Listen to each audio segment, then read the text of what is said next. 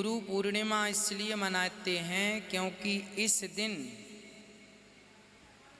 सबके गुरु श्री वेद व्यास जी महाराज ने ग्रंथ लिखकर पूरे किए थे।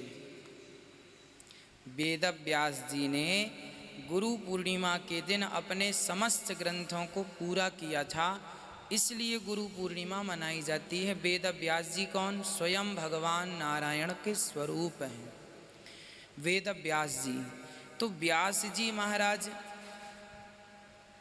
का पूजन क्योंकि उन्होंने इतने सारे ग्रंथ लिख करके हम सभी जीव मात्र के कल्याण के लिए दिए, तो गुरु पूर्णिमा इसलिए मनाई जाती है ताकि साल भर आप गुरु के दर्शन ना कर पाए हों तो साल में एक बार गुरु पूर्णिमा के दिन यदि गुरु जी का दर्शन कर लेंगे, उनका पूजन कर लेंगे, तो आपको साल भर की पूजा का पुण्य एक दिन की पूजा से ही मिल जाएगा। ये गुरु पूर्णिमा की पूजन का महत्व है। एक दिन यदि गुरु दर्शन हो जाए गुरु पूर्णिमा के दिन, तो साल भर आपने नहीं किया होगा तो भी उसका फल आपको प्राप्त हो जाएगा। गुरु स्वयं भगवान से मिलाने वाले हैं, इसलिए गुरु का महत्व अत्यधिक है।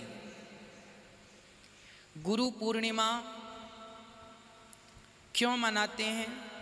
इसलिए कि आप गुरु से जुड़ करके अपने जीवन के तमाम अंधकार को नष्ट करके आप भी ज्ञान की ओर बढ़ सकें।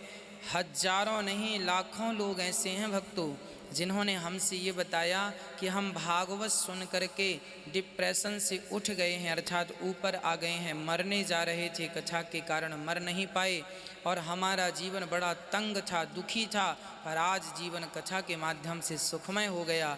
तो यह गुरुजनों की कृपा ही तो है, भगवान की कृपा ही तो है कि हम इस प्रकार कथा के माध्यम से अपना जीवन बदल पा रहे हैं। ये कथा का ही प्रभाव है।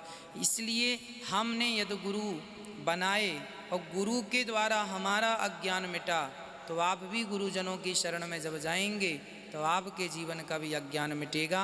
इसलिए गुरु पूर्णिमा लोग मनाते हैं ताकि वह अपने अंदर के अज्ञान को मिटा करके भक्ति ज्ञान वैराग्य के प्रकाश से अपने आप को भर सकें। और गुरु और भगवान यह दो नहीं है। भागवत में लिखा है कि गुरु को यदि नहीं पकड़ा तो भगवान पकड़ में ही नहीं आएंगे। इसलिए गुरु को पकड़ने के लिए अर्थात गुरु की शरणागति ग्रहण करने के लिए